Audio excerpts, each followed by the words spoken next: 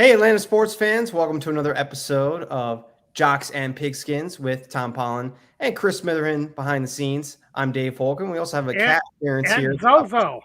Zozo. Zozo. Zozo joining us here. And happy 2022. Yep. Zozo says Happy New Year. Uh-huh. And how did you ring in the new year? We're going to get about 8 inches of snow today, so we're ringing in the new year pretty much right. Oh, wow. So you've already gotten 8 inches, or you're? No, we're supposed to be getting about 8 inches. Okay, I see. We'll see. No snow here. It's like 60 degrees. So I was faced with another decision of long pants or shorts. All right, be that way. If you're going to be that way this whole show, okay, fine. I think one thing that would be fun is if listeners, viewers want to share your New Year's resolutions or New Year's traditions. Some people do the same thing every year on January 1st. I'd love to hear from what you're doing today to ring in 2022.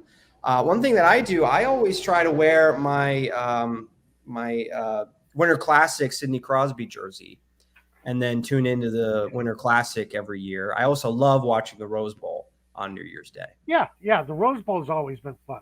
That's always been must watch. So even though it's been watered down since the good old days, it's still a good watch. Watered down. So are you not in favor of, the playoff expansion in college football? Is that more watering down for you? No, it's already here. It's not going away. So, but I remember the days when it was actually Big Ten versus Pac-10 and, or Pac-12 or Pac-15 or however many Pacs you have now. And yes, and it was a real rivalry, the Midwest against the West Coast. And it's not quite that anymore, but it's still a fun game. Mm-hmm. Yeah, it's the one bowl game that I try not to miss. Yeah. Every year in and year out. We want to hear from you guys. Tell us what you're doing today. I'd love to hear from who's in your fantasy championship. Who's playing for a championship tomorrow? I'm playing for 2. Are you playing for any, Tom? I will tell you that I am not playing for a championship. So, all right. No, I'm out. I had a couple, I had a good team. I had a couple of rough weeks where, injuries hurt, underperformance, it just didn't work. And Tannehill just hasn't been been a good quarterback for me this year. I took Tannehill and it just didn't work. Well, I think he's missed Arthur Smith, and we've talked about the impact that Arthur Smith's had on the Falcons. We talked about that last week. We talked about that more today. Right. But obviously, he's really missed Derrick Henry, too. Yeah. And his receivers have been in and out of the lineup. I mean, Julio Jones. That's the thing. He hasn't had Jones and Brown for most of the year. Right. So that's been a huge, huge disappointment. So, I'm sitting on the sidelines, but I'm doing all right. I'm feeling good. Are you in a third-place game? No, I think I'm in a 5th or 6th place game. So. Okay. That's good. Playing for a draft pick next year. Right. You know it. So, other than that, pretty good. Zozo, you in a championship this year? No? So we will, love to hear from you guys, and we'll answer any fantasy questions you might have, or any fantasy discussions that you want to have, making roster decisions for tomorrow's game. Being the fantasy expert, this is the time to ask. So we'd love to just have a discussion with anybody who's, wants to bounce ideas off of somebody. It doesn't even have to be, who to start, but just, what's your thought process for your lineup going into your championship game tomorrow and Monday night. So would love to hear that. We are going to talk Falcons, as we always do. They have a huge game against the Buffalo Bills, road matchup with a winning team. They do have a win now against a winning team. We said last week they didn't. They do. But Miami and New Orleans played each other, and Atlanta beat both of those teams. So unless they tied, one of those teams was going to have a winning record after So we last got week. Miami with a winning record. Yes. So yeah, the Falcons have a road win against a team with a winning record in the AFC East, and they badly need another one against a winning team in the AFC East Yes, tomorrow. So we will preview that matchup. But we have some really sad news to start off today's show with. Two really titans in the NFL passing away this week. John Madden, the first one, of course, and I think everyone's been talking about that, obviously, because of the huge impact he made as a coach, Yeah. a broadcaster, and then for my generation, the big impact he made as just being the name of, I think, the most famous video game ever made. So yeah, right. It is. We'll talk about John Madden, but I want to start today with the really sad news this morning with former Falcons head coach Dan Reeves passing away. Yeah, that was very disappointing. Long career in the NFL. He was a player in the NFL for a long time too. Played for the Cowboys before becoming a coach, and let's see, was participated in 9 Super Bowls, which I think they say is like the second most of all time. Actually, took the Falcons to their first Super Bowl. Right. He's the only person to have made multiple Super Bowls as a player and a coach. Yeah. In NFL history. Just amazing. It was sad to hear because he's such a good guy. He had such a great reputation around the league. Everybody liked him. And, I mean, he had some rough years as the Falcons coach, but he also had some pretty good years. He actually made that team, turned them into more of a contender, more of a it got them on the winning ways, kind of showed them how to win for a while. I mean, and was a big plus for the Falcons.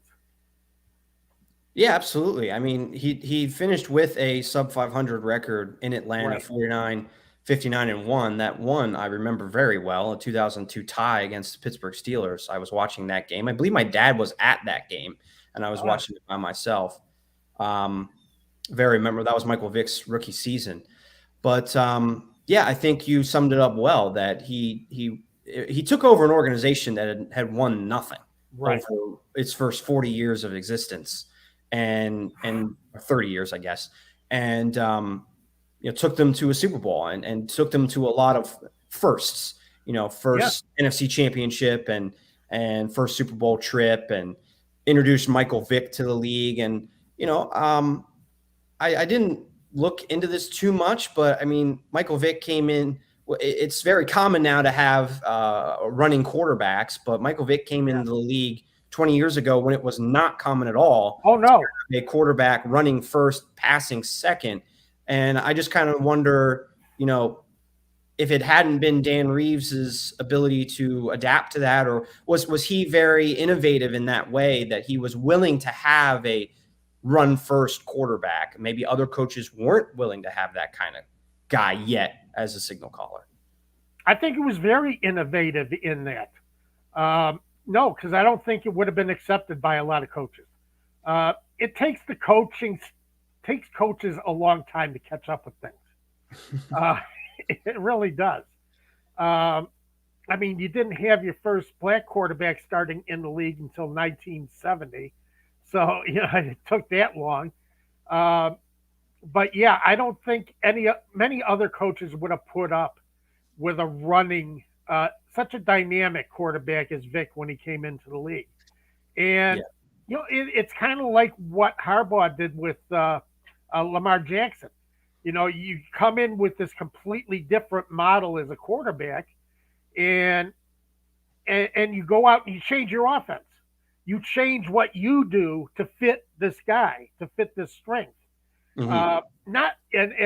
And we've talked about this before. There aren't many coaches that are willing to do that. Right. And I give him a lot of credit for doing that and for leading that team as long as he did. And I know it didn't end up well for him in Atlanta, but still, overall, he did a lot of great things for the team. I mean, still, Dan Reeves is second in wins and second in games coached in Falcons history. And Yeah, he wasn't there that long, but we really haven't had a coach that's been in Atlanta very long yeah, yet. For that those two records to stand, he still has a major place in Falcons coaching history. I mean, Mike Smith has 17 more wins. I mean, the win percentage is much better for Mike Smith, but Mike Smith's tenure didn't end very well either.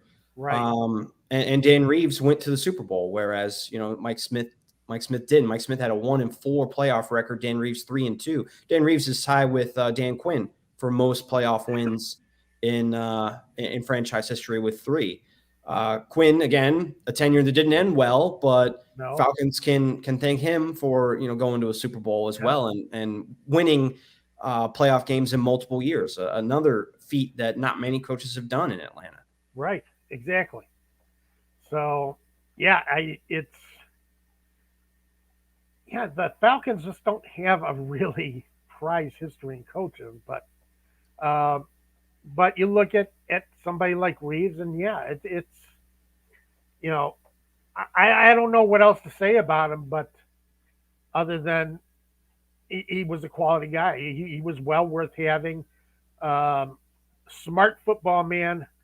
I mean, he learned football under Tom Landry, Right. so that's a pretty good organization to come up in and learn your trade is Mhm. working for Tom Landry. So Yeah, and it's too bad he didn't win. One of the 4 Super Bowls he was head coach of. Took yeah, the Broncos to 3 Super Bowls as well, and lost all 3 of those. And the Atlanta one, losing to Denver. Um, maybe he would. I think maybe he'd be more well known. Not that he isn't well known, but he would be among the Super Bowl winning coaches, I guess, if he had won one, yeah, as opposed to winning one as a player and an assistant coach. yeah. He would be more well known. He's kind of that kind of puts you in that second tier as far as coaches. Yeah, Um, he's in the with like Marty Schottenheimer, Bud Martin Shot. Grant Yes, tier that we know those guys, of course, but like the diehard NFL fans, they think of Bill Belichick, Bill Walsh, right, Chuck Noll. They don't really remember um, these guys as much as we do. right, exactly. No, you're right, and it's a big separation as far as coaches. Um, Putting yourself in the Super Bowl, being able to win a Super Bowl, Hmm. and that you know, Bill Parcells only won 2, but everybody remembers Parcells. I how long did he coach? He only won 2 Super Bowls, but he's still one of the top names in coaching. Hmm. It's It's true. I would put Dan Reeves up with Bill Parcells any day, and the only difference is Reeves was never able to get his team over the top and win a Super Bowl with them. Right. And Reeves lost one of his Super Bowls to Bill Parcells. Yeah, yeah, So, but I think that's what I'll remember about Dan Reeves. Being really close to winning a Super Bowl, but taking some franchises that really were just getting yeah, started or hadn't had a lot of success to a level of success they had never been to before. And then his longevity in the league. yes, He was on the sidelines. I think he took a 2-year break in between playing and coaching yeah, in the early 70s, but he came in early in the Super Bowl era as a player, played for the Dallas right. Cowboys. One of the great stats I read today, he threw a touchdown pass in the Ice Bowl. I did not know that. Oh, I I didn't get this right, remember right? that. Yeah, I think you're right. Right. Yeah. Yeah, I read that this morning. I could not. I had no idea that. I didn't know he was even playing in the Ice Bowl, but he had a touchdown pass in that game, which was amazing. yes, Um, but he was playing in the late 60s, early 70s. Took a 2-year break, and then started his coaching career with the Cowboys yep, under Tom Landry again, and worked his way to head coach for the Broncos by the early 80s, and just was lifer, football lifer. Was just yeah. in the NFL for such a long time. 23 years as a head coach. That's a heck of a career. You don't see that. Um, You don't see that with many guys. That takes some doing to have that kind of longevity as a head coach. And it tells you you're doing what's right. And coming up with Dallas the way he did, the way he did with Landry, he learned how to teach organizations how to win. He Mhm. learned how to teach teams, and I think that might be an even bigger um, legacy For for Reeves. Reeves. Mhm. God, it's coming for you, Dave. You get a little older, and yeah, every now and then the mind blanks. It's coming for you. Just wait. I'm looking Yeah. forward to it. But yeah, 23 years as a head coach, 8 years as a player, and then those years as an assistant coach for the Cowboys. Unbelievable that the longevity But he in the wasn't flashy. He did his job on the field. He taught his players. His players knew the game. I mean, that's one of the positives that he brought to every team. Mhm. Uh, no matter what shape they were in when he got there, they were better off for having him on the sidelines because his players learned the game, learned how to win, learned how to win right. So, you know, that's that's a heck of a legacy. He passed away in Atlanta and was born in Georgia. I know he didn't spend even half of his very long NFL career with the Falcons, but I think being born in the state, passing away around his friends and family in the state, and coaching the Falcons for a decent amount of time, and still being one of the best coaches in Falcons history, I think Atlanta has just as much as a claim to him. The state of Georgia has just as much a claim to him as really anybody, and Sure. it's just so sad to see him, pass away on the when we're trying to ring in a new year, new Yeah. beginnings, and seeing somebody like Dan Reeves pass away is very sad. Yeah, that was a rough one to see this morning when I started the computer and started looking through things and found that out. That was not a that was not a great way of starting the new year for me Right. to, Yeah. to see that. Right. And I mean, John Madden passing away wasn't a great way to end 2021. No. I think he passed away Wednesday, if I remember Yeah. correctly, just December 28th. I mean, is there anything that we can add to the conversation that's been added the last few days about John Madden? I mean, he was such a huge, huge impact on football. I don't think there's anybody who's had a bigger impact, to be honest. With his coaching career, broadcaster. I mean, many people my age and a little bit older, remember listening to him as a broadcaster, and he was the voice of the first few football games that we saw. He announced Super Bowls for all four networks, I Yeah. believe, which is incredible that he worked for that many different networks. Top win percentage of any coach with 100 games coached Yeah. in league history. And then, of course, his name will forever be on the most popular video game ever made. Oh yeah. Um, he was among the when I did a list of top 10 coaches a few years ago. He was on that list in NFL history. Just one of the greatest. Um, Again, learned his football under Al Davis, which is a pretty good place to learn your football.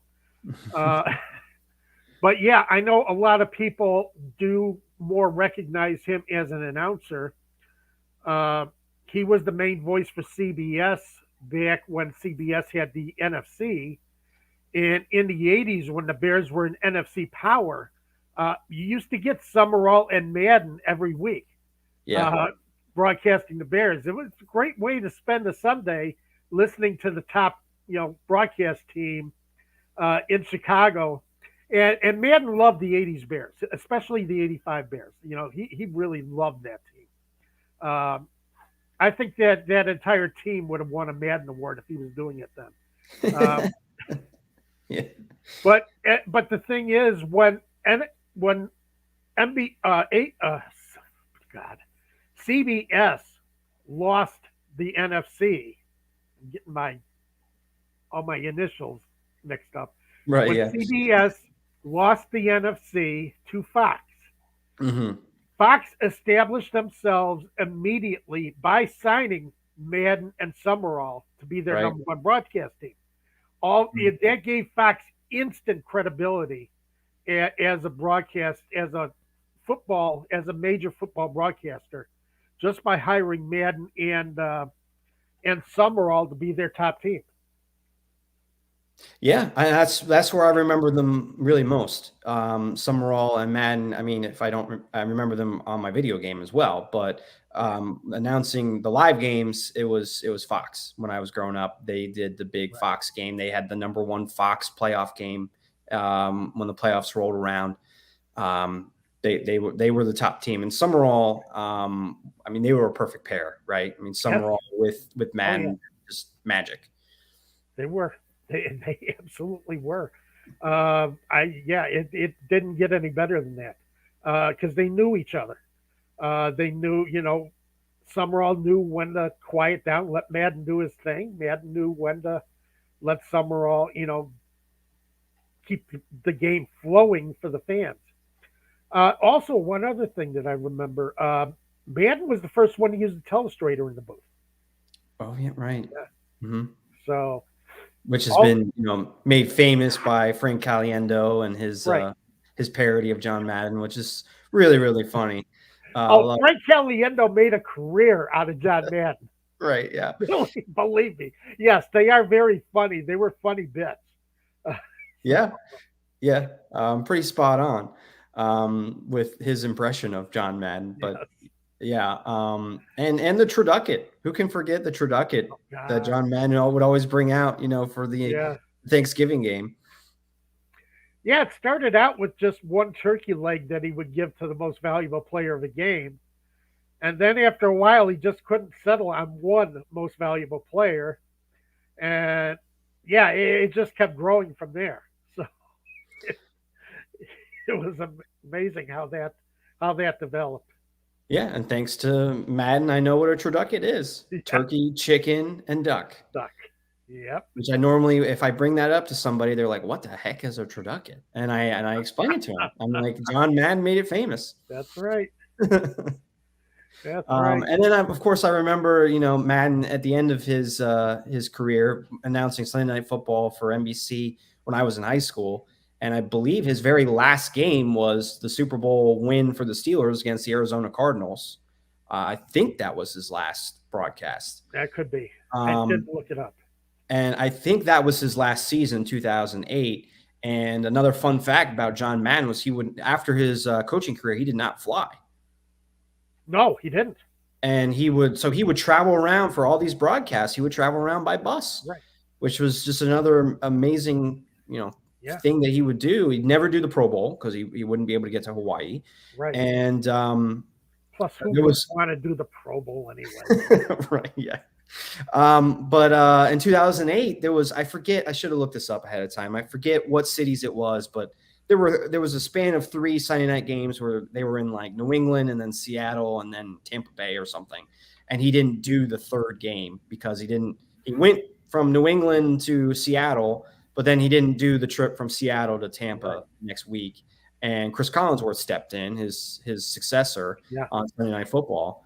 And that's when I first learned that John Madden doesn't fly. I found that an amazing Oh fact. no, I knew that for a while. And the great thing about it, his bus that he traveled in, um, custom made bus, which by the way is pretty damn impressive. I Uh, mean, if you're going to be traveling cross country every week, you need a custom made yeah, bus. but he had it set up. He could study tape while on the road in between games. He was studying Right. tape. That's one of the reasons why he was so good too. Yeah, I'm sure Because that's what he was doing. Yeah, he had to yeah, have been doing it while he was traveling because he's traveling all the time, traveling right. by bus. So he was set up. He could study film during the week, and he was right on it when the game started. So that's another reason why he was able to do so well uh, with that analyst job is he knew what he was doing because he knew everything that a team was going to do by the time the game started. Another football lifer. He didn't spend his league on the sideline, or his whole life on the sideline like Dan Reeves basically did. Right. But he was around the game, and I think when you're a broadcaster, we kind of saw it with John Gruden. I hate to bring him up, but he continued to develop as an offensive mind because he was around it as an announcer and Right. saw what was being the changes that were happening around the league. I mean, I think John Madden saw that firsthand as well as watching Yes, the he best did. team play every single week. Right. Yeah. Yeah. Football lifer.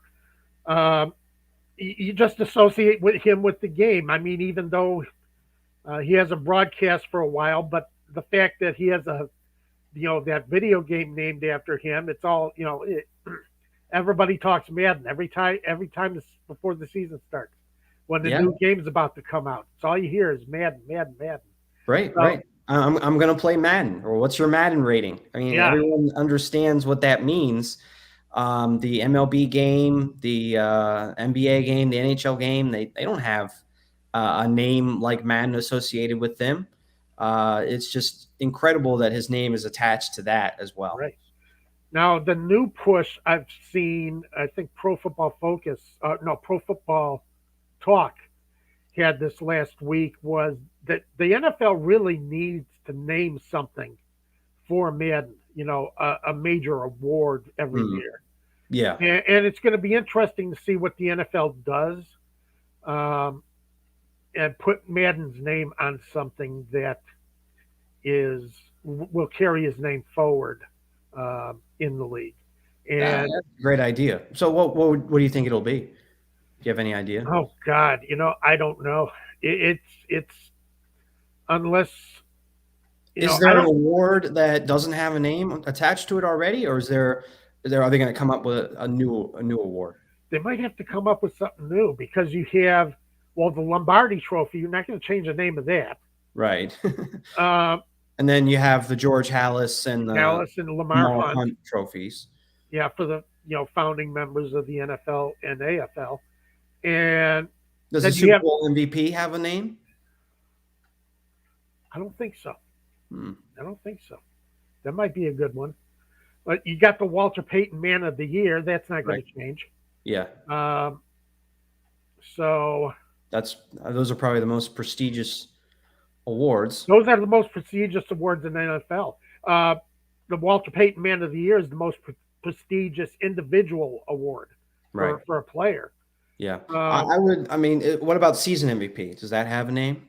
A coach or player attached to it? I don't think so. I would think more of a coach of the year might be a better, um, or a Super Bowl MVP might be a more um, prestigious for him. It's going to be interesting to see what they come up with. Because I think he earned it. I think he deserves it. I think he deserves to be remembered like that. Yeah. Hmm. I think that's a great idea too. And that's one way his name will continue to live on. And again, the video game name. Every new NFL fan that plays that video game will know who John Madden is.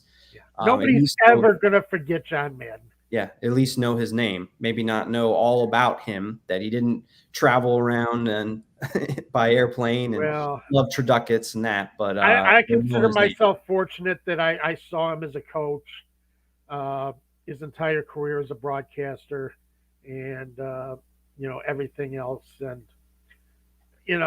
he loved the game. He was just in love with the game, and that's and he became very involved in player safety after he got done in the broadcast.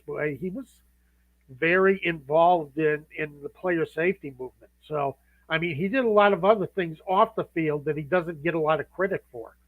That he was also a part of. Hmm.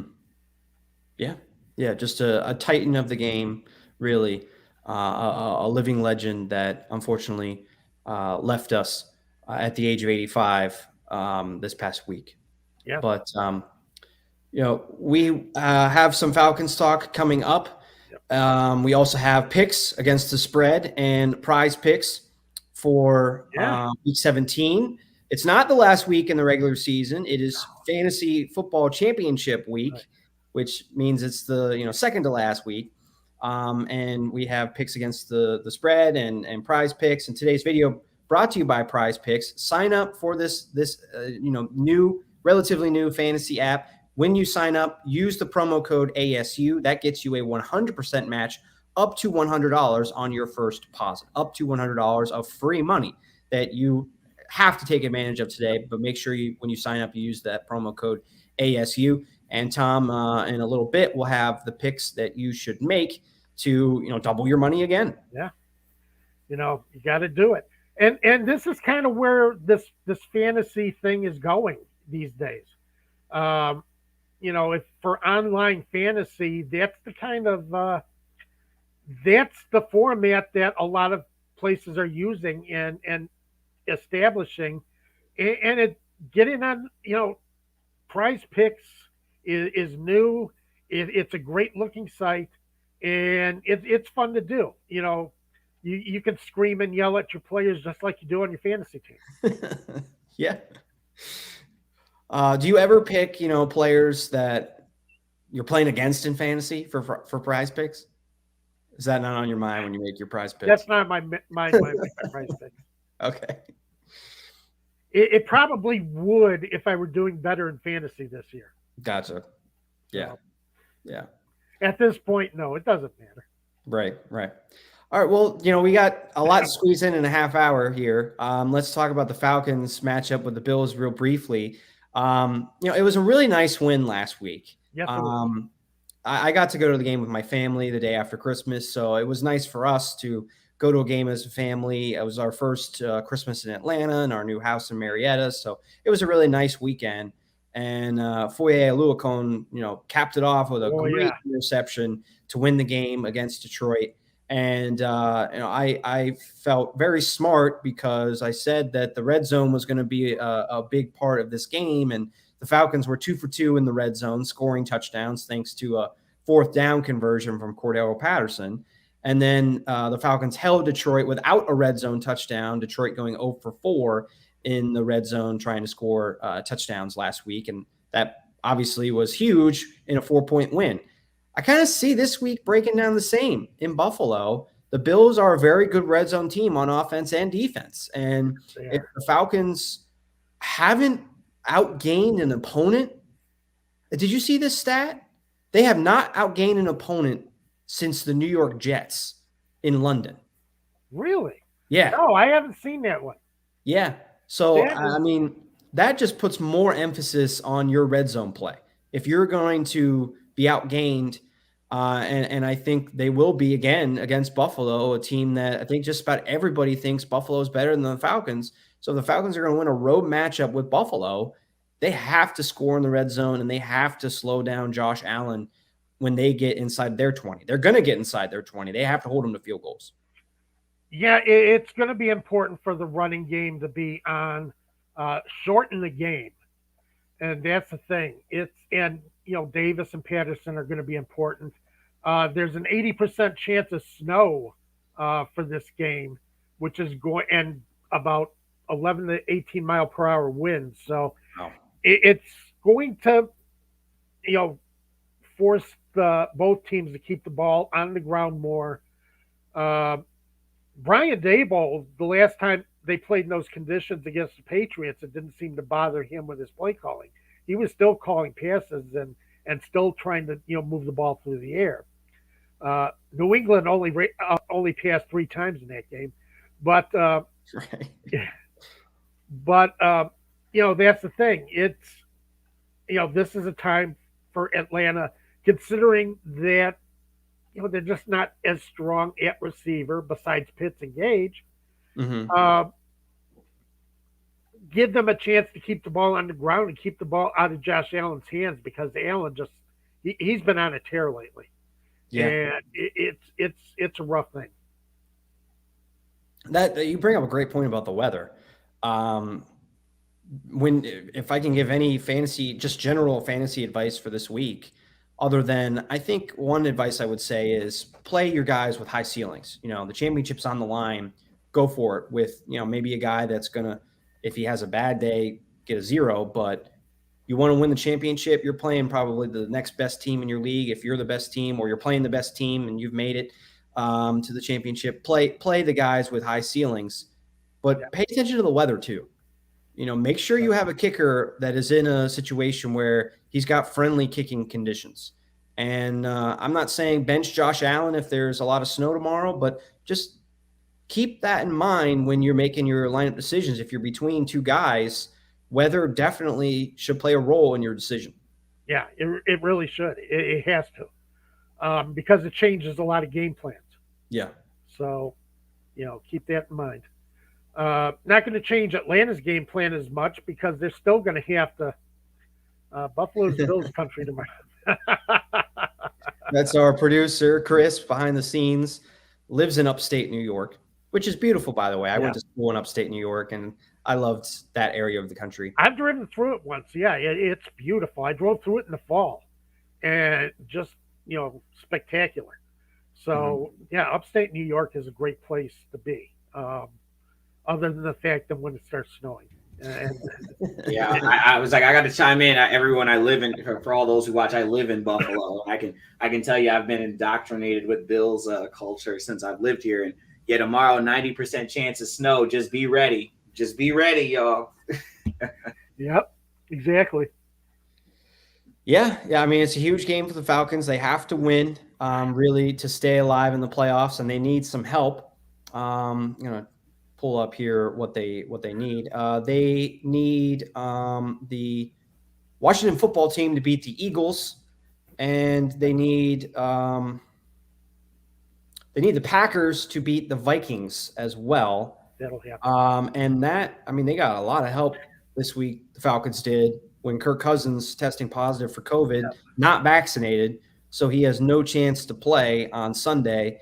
And I think we mentioned this last week that COVID-19 was going to make an impact on the playoff picture, and really already had made an impact, and that is a huge, huge impact that the Vikings are not going to have Kirk Cousins in a game that they already beat the Packers this year. I don't think many people thought they were going to beat them with Kirk Cousins, granted, but without Kirk Cousins in Green Bay on Sunday night, I don't think there's any chance that Minnesota wins that game, and that's a game they have to win. They're in the 8th spot in the NFC right now.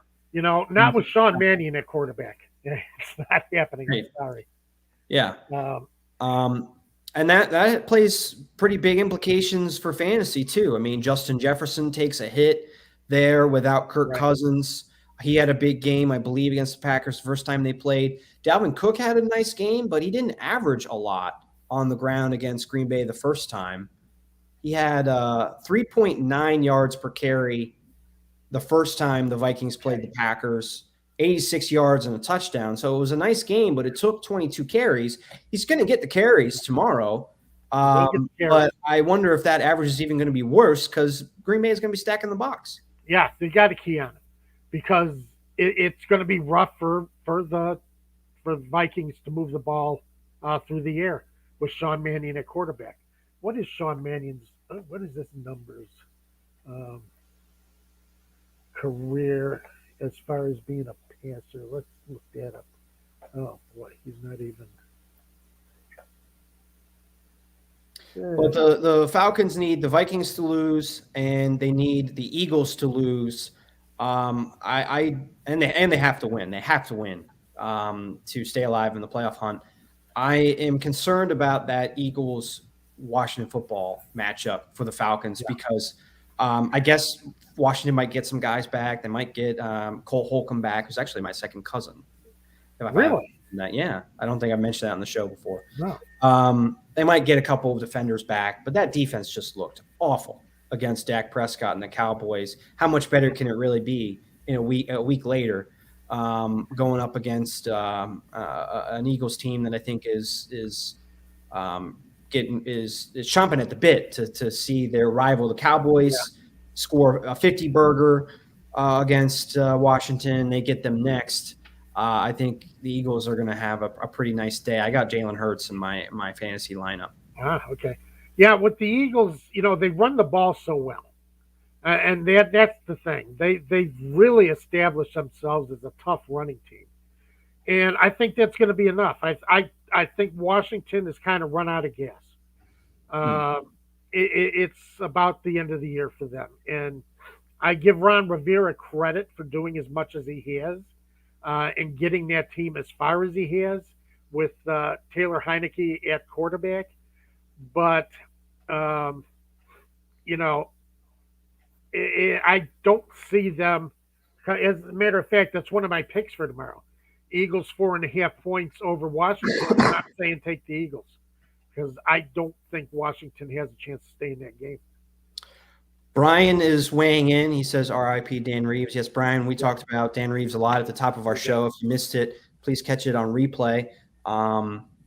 Yeah, we're really saddened to hear the news about Dan Reeves, and Brian agrees with us about Washington in the tank. So that's a nice transition into your picks. You have Philadelphia over Washington. Who else you got? Well, I have the Rams minus 5.5 against the Baltimore Ravens. The Ravens are just getting torn apart. Joe Burrow threw for 525 yards last week. You just hate to see it. You hate to see the Ravens just falling apart. It's just too bad. I think even if they get Lamar Jackson back, and from what I hear, Jackson's still limping, so it's probably going to be Tyler Huntley, and that's not a bad thing for their offense, but their defense is really falling apart, and I think they can be beaten. I think the Rams, the problem is you're running up against just came off against Joe Burrow. Now you're running up against Matthew Stafford, who also loves to throw the ball downfield. And it's going to be a terrible thing for it's going to be rough for the Ravens to stop. So, yeah, I'm taking the Rams. I don't think 5.5 points is near enough. That's a very good spread. And when sports books are going to give you a game like that, you take the game like that. I don't see how the Ravens compete well tomorrow. I'm also taking the Titans, I think -3 over the Dolphins. The Titans, I know the Dolphins are on a 7-game win streak, but the Titans are one of the best teams in the league against teams with a winning record, which is, amazing. Let's see, the Titans are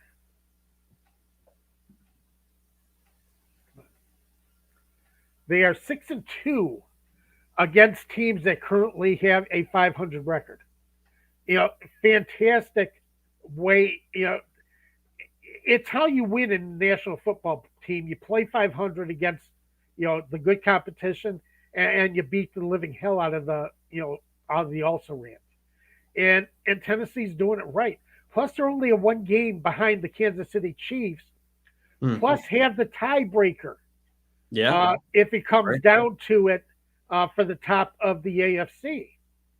So I really, I love what Miami's been able to do. I think Miami's playing a lot better. Their defense has started showing up a little too late. But Tennessee is just too good of a team that I think to expect Miami to win tomorrow. Miami is 2-5 against teams that are currently over 500.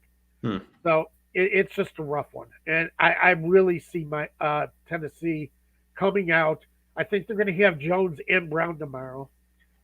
So it should be a good run for them.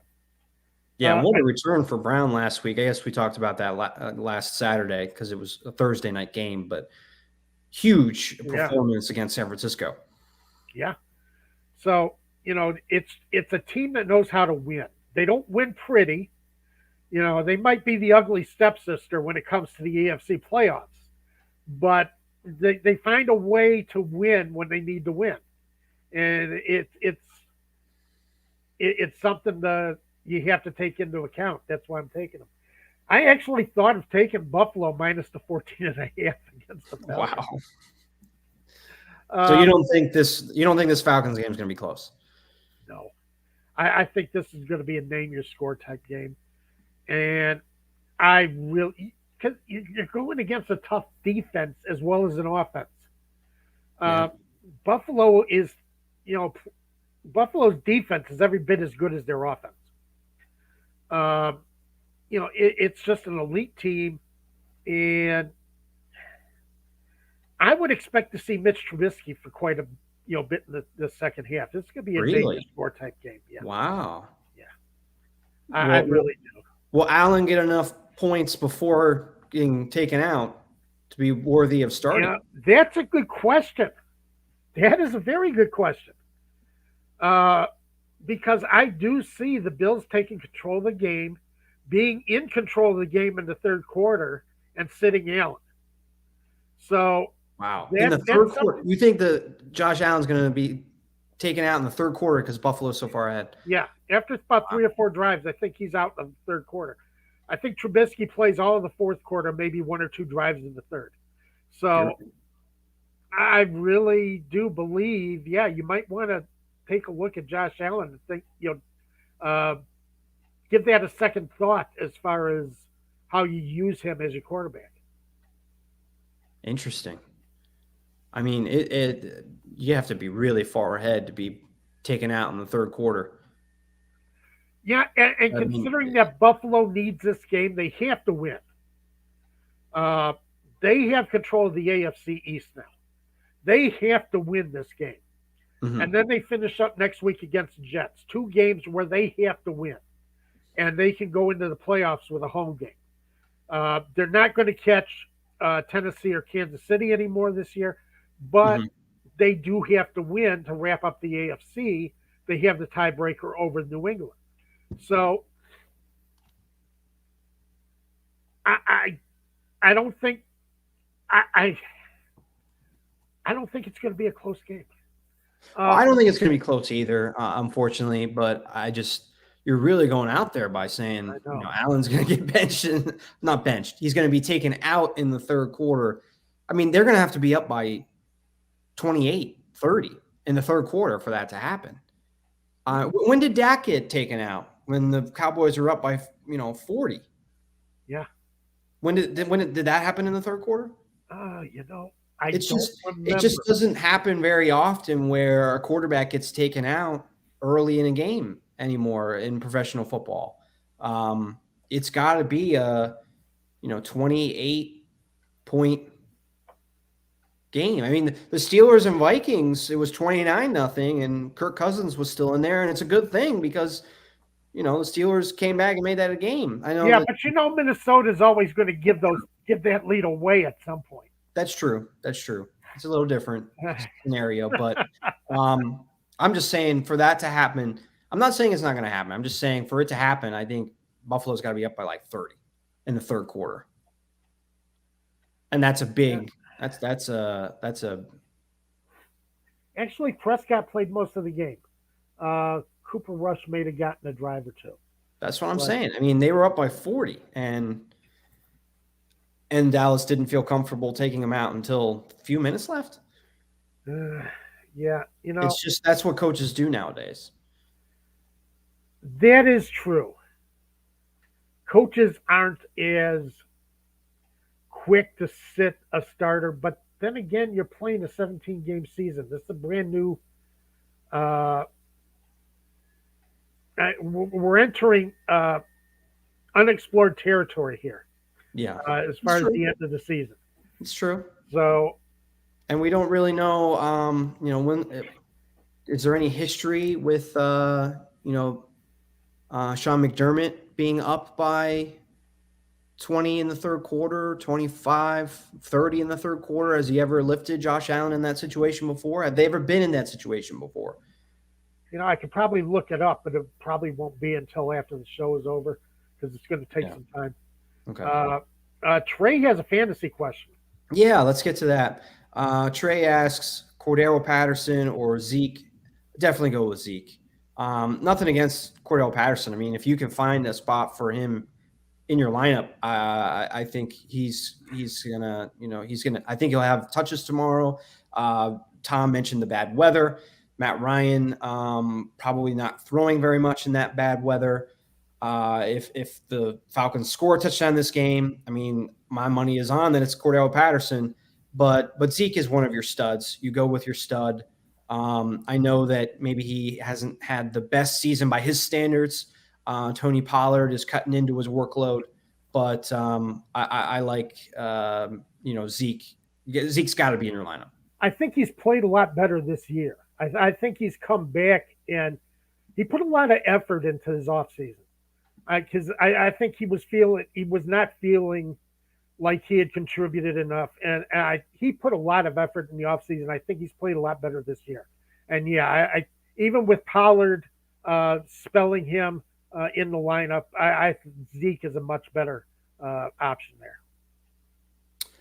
Yeah, he's not getting he doesn't have more than 16 carries in a game since October. Doesn't have a 100-yard rushing game since early October, but he's scoring touchdowns. And touchdown dependent guys are tough to trust because if they don't get the touchdown, then it's kind of a dud. But I mean, Elliott had 2 touchdowns last week, and I think that Cowboys Cardinals game is going to be high scoring too. And the Cardinals didn't do much defensively against Indianapolis last week to make me believe they're going to slow down Dak Prescott. I think Dak Prescott's going to have another big game. I know that doesn't mean that Elliott's going to have a huge game, but Elliott might catch a touchdown pass from Prescott, and he might score, a goal line touchdown like he did last week. A big game because of those 2 touchdowns against Washington. Yeah, so I think, just all around, you don't know how much work Cordarrelle Patterson's going to get. He splits a lot of time with Mike Davis, and it's up and down whether he's going to be counted on in the lineup as much as Zeke is in Dallas. I'm gonna see what Fantasy Pros has to say about this. Although Trey, I do wonder, is it a PPR league? You can let us know. That would lend Cordarrelle Patterson a little bit of an edge if it's a PPR league, but I still think I would go with Zeke. Zeke is the 14th ranked running back this week on Fantasy Pros, which is a collection of fantasy experts rankings, and Patterson is 23rd. Yeah, among running backs. That is for non-PPR. Oh, yes, it is PPR. All right, I'll readjust it here for PPR. Elliott's still 14th, and Patterson, and a little uptick, like I kind of assumed. He's 20th. Patterson 20th, Elliott 14th. I would go with Elliott. I think he has the more likely chance of scoring. And I guess is another general piece of advice. You want guys on great offenses. And Zeke is on a great offense. Yes. And the reason why you want that is because there's a better chance of scoring. The way we feel this game could go between the Falcons and Bills, I hope this isn't the case, but there's a chance the Falcons don't score in this game, especially if it's bad weather. And if they don't score a touchdown – and you start Cordarrelle Patterson, I mean, that's a big disappointment. You're putting yourself in a bad situation that way. Right. Whereas the Cowboys are playing inside, no weather concerns, and they're playing against a defense that I think they're going to do well against, the Cardinals, the team that's reeling right now. Bills are 17th in the league in rushing yards per attempt allowed. So, they are going to give up some yards on the ground. However, that's about the only way Atlanta's going to move the ball because they're first on defense in net passing yards per attempt, first in defensive passer rating, first, they're first in so many defensive points per drive. They're first. They're first in so many ways that it's going to be tough for Atlanta to move the ball and do anything if they don't do it on the ground. Yeah. And if you can find a spot for Patterson in your lineup, I don't think he's a bad start. My concern again would be just the Falcons scoring in the bad weather on the road in Buffalo. But Zeke has the higher upside. He's in the better offense. That's why he has the higher upside. I think he's going to score a touchdown against the Cardinals, and that's the guy I got to have in my lineup over Patterson. I looked it up as far as playing in below freezing weather.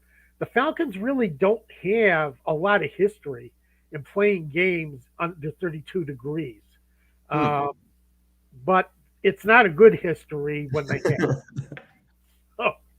So, there's not a big sample size, but it's not a good sample size either.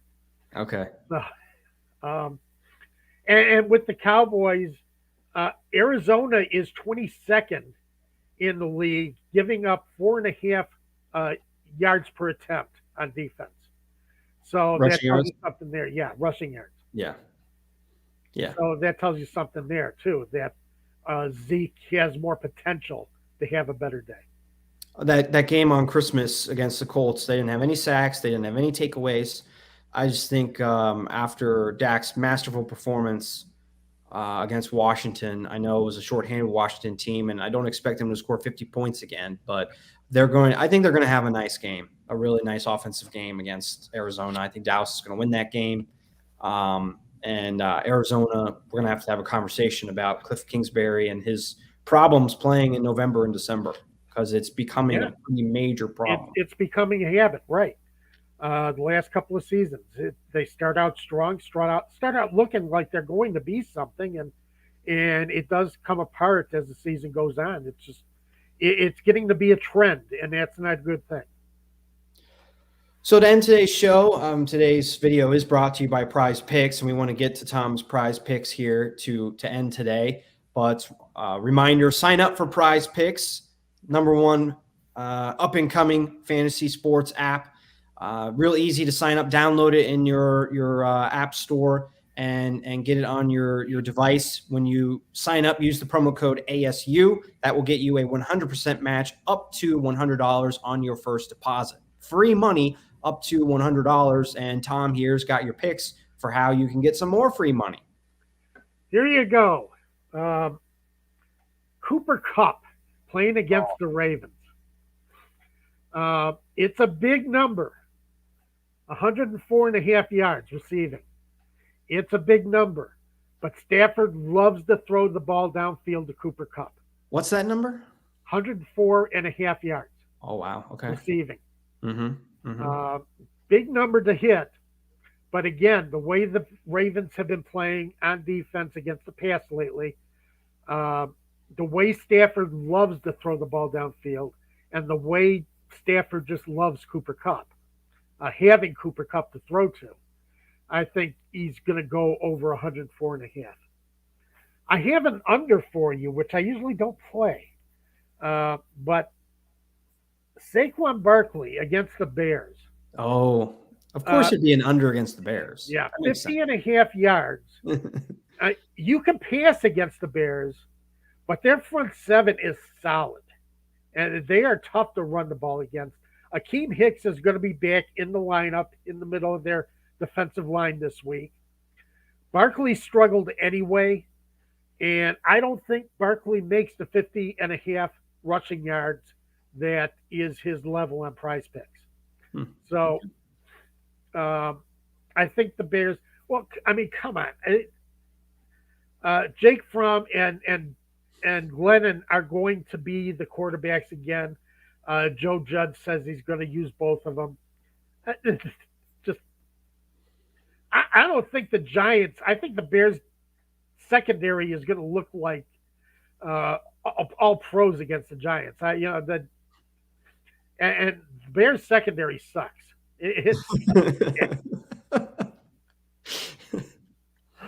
But if they're going to try and move the ball with Saquon Barkley, I don't think it's going to work either. So I would take Barkley under the 50.5 rushing yards. So, okay. And whoever else you want to take, give it a look. There's a lot of players available. Take a look and see what you got.